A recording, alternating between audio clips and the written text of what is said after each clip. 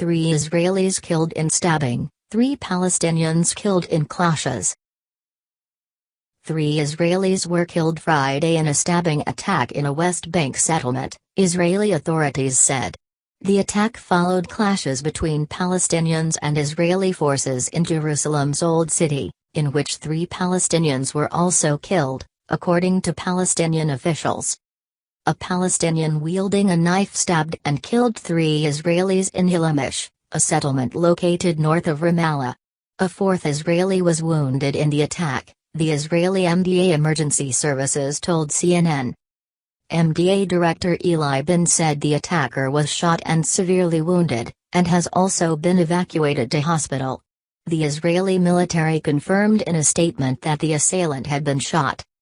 In a statement posted on Facebook prior to the attack, the assailant said he was motivated by the Israeli government's recent restrictions on Al-Aqsa Mosque in Jerusalem, according to an Israeli military spokesman.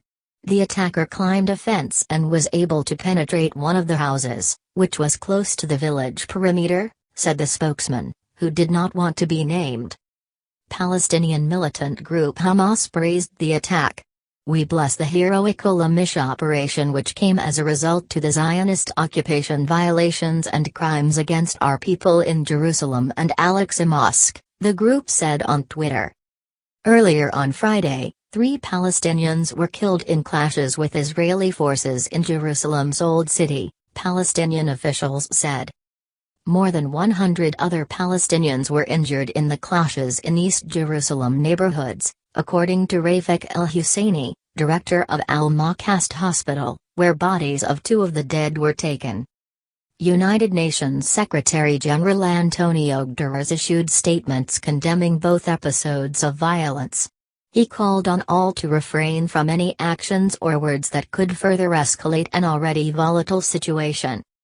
Tensions were fueled by a decision by Israeli authorities to install metal detectors at entrances to a key Muslim holy site in the Old City and bar male worshippers under 50 from attending Friday prayers there. Palestinians run for cover from tear gas fired by Israeli forces following prayers outside Jerusalem's Old City on Friday. The restrictions were imposed after 2 Israeli police officers were killed in a shooting last week just outside the Old City and Temple Mount, also known as the Noble Sanctuary. The area is one of the world's most important religious sites, revered by Jews, Christians, and Muslims. Palestinian President Mahmoud Abbas on Friday suspended all contacts with Israel until the metal detectors are removed.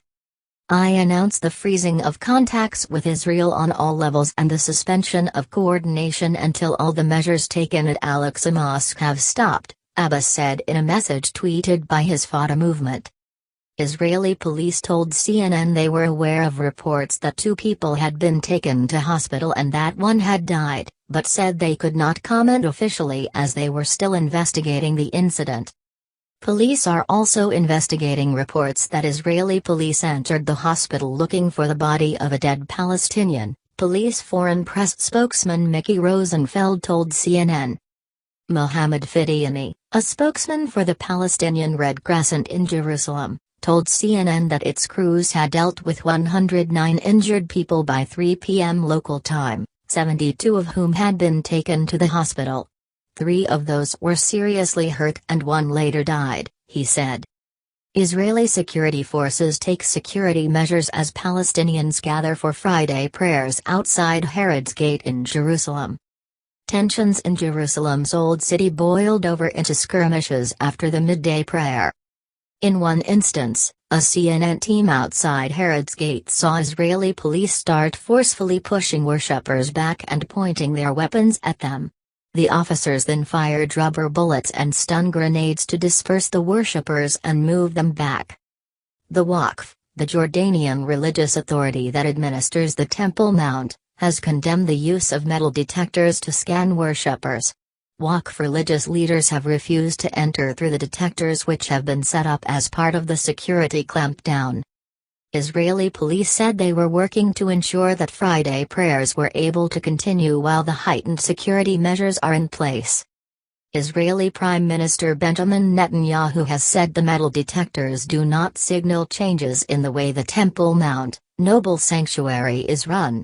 There is absolutely no change to the status quo, he told reporters earlier in the week.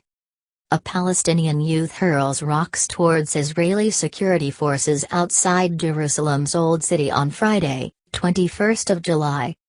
The Temple Mount, Noble Sanctuary was closed after last Friday's attack, and reopened Sunday for worshippers, visitors and tourists, with added security measures. It is home to the Western Wall, which was part of the walls around the Second Jewish Temple and is one of the holiest places for Jews to pray, and the Dome of the Rock, where Muslims believe the Prophet Muhammad ascended to heaven.